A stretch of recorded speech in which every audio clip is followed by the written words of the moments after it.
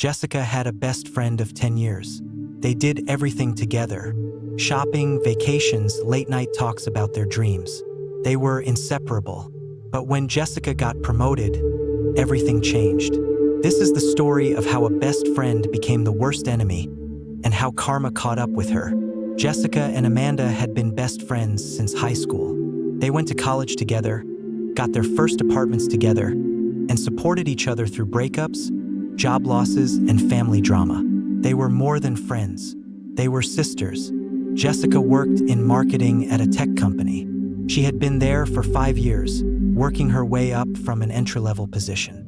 She was talented, hardworking, and respected by everyone in the office. Amanda worked at a different company, but they talked every single day. They knew everything about each other's lives. When a promotion opportunity opened up at Jessica's company, she was thrilled. This was the senior marketing manager position she had been working toward for years. The job came with a huge salary increase, a corner office, and the chance to lead her own team. Jessica had earned this. She had put in the hours, delivered amazing results, and built strong relationships with clients. She told Amanda about the opportunity over coffee one Saturday morning. Amanda smiled and congratulated her, but Jessica noticed something strange in her eyes, a flicker of something dark. Jealousy, maybe, but Jessica pushed the thought away. Amanda was her best friend. She would never be jealous of her success, right? 2 weeks later, Jessica was preparing for her final interview with the CEO. She was confident. She had prepared thoroughly. She knew she was the best candidate for the job. But then something strange happened that would change everything. Her boss, Michael, called her into his office. His face was serious. "Jessica, we need to talk," he said. "I heard some concerning things about you from someone who claims to know you well. A woman named Amanda." Jessica felt her stomach drop. "Amanda? What did she say?" Michael looked uncomfortable. He shifted in his chair and avoided eye contact. "She called me yesterday. She said that you've been having an inappropriate relationship with our CEO, David. She claimed that the only reason you're being considered for this promotion is because you've been sleeping with him to get ahead." Jessica's world stopped.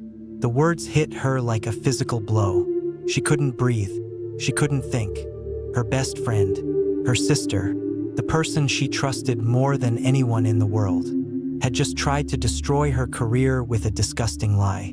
"But Amanda doesn't even work here," Jessica managed to say, her voice shaking. "How would she even know David?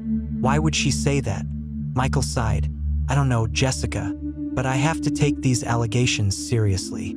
I'm going to need to investigate this before we can move forward with your promotion." Jessica left his office in a daze. She felt sick, humiliated, betrayed. She immediately called Amanda. "Did you tell my boss that I slept with the CEO?" Jessica asked, her voice barely above a whisper. There was a long pause on the other end of the line. Then Amanda spoke, and her voice was cold, defensive. "Jessica, I was just looking out for you. I didn't think you were ready for this promotion. You've been so stressed lately. I thought if I said something, maybe they'd reconsider and you wouldn't have to deal with all that pressure." Jessica couldn't believe what she was hearing. "You told my boss I slept with someone for a promotion because you thought you were helping me? Are you insane?" Amanda's voice turned angry. "You know what, Jessica? Ever since you started going for this promotion, you've changed. You've become obsessed with your career. You don't have time for me anymore. Maybe this will teach you what's really important in life." Jessica hung up. She sat in her car in the parking lot and cried. Not only had her best friend betrayed her in the worst possible way, but she had also damaged Jessica's reputation at work, the place where she had worked so hard to build respect and credibility. Over the next few weeks, Jessica's life fell apart. Her clients started requesting different account managers. Her boss became distant and formal with her. Her colleagues whispered when she walked by. The rumor had spread throughout the company. Everyone thought she had slept her way to the top. Jessica didn't get the promotion. It went to someone else, someone less qualified, someone who hadn't put in the years of hard work that Jessica had. The CEO, David, avoided her completely. He was married with kids, and the false accusation had put him in an uncomfortable position too. Jessica fell into a depression. She stopped going out. She stopped answering calls from other friends. She felt like her entire world had collapsed. And all because of one person's jealousy and betrayal. But then, one night, something changed.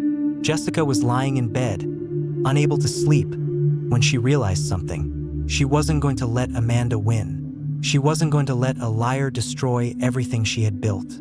She was going to fight back, and she was going to make sure Amanda faced consequences for what she had done. The next morning, Jessica went to her boss's office. "Michael, I need you to do something for me. I need you to call Amanda and ask her to provide proof of her allegations. Ask her for dates, times, locations, anything concrete." Michael agreed. He called Amanda that afternoon, and Jessica listened on speakerphone. When Michael asked for evidence, Amanda stammered. She couldn't provide any details. She admitted finally that she had made it all up, that she had lied because she was jealous of Jessica's success. Michael was furious. He apologized to Jessica profusely. He promised to set the record straight with the entire company. But Jessica wasn't satisfied. An apology wasn't enough. Amanda had tried to destroy her career, her reputation, her mental health. There had to be real consequences. Jessica hired a lawyer. She documented everything. The phone calls, the emails, the timeline of events, the damage to her career and reputation. She filed a defamation lawsuit against Amanda, seeking $50,000 in damages. Amanda panicked when she received the lawsuit papers. She called Jessica, crying, begging her to drop the case. "I'm so sorry, Jessica. I made a terrible mistake. Please, I can't afford a lawsuit. I'll lose everything." Jessica's voice was ice cold. "You should have thought about that before you tried to destroy my life. See you in court."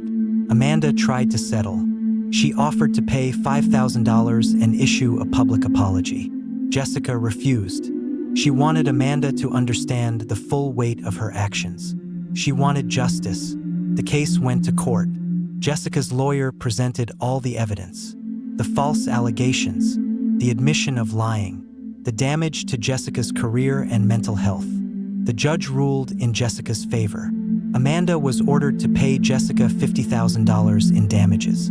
But the money wasn't even the best part. The lawsuit became public record. Amanda's employer found out that she had made false accusations against someone. They fired her immediately. Her other friends, the ones who knew both Jessica and Amanda, cut ties with her. No one wanted to be associated with someone who would lie and betray like that.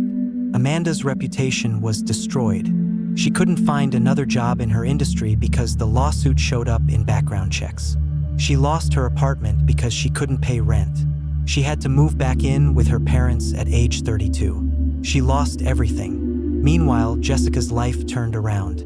Her boss gave her the promotion she deserved. He made a company-wide announcement clearing her name and explaining that false allegations had been made against her. Her colleagues apologized. Her clients came back.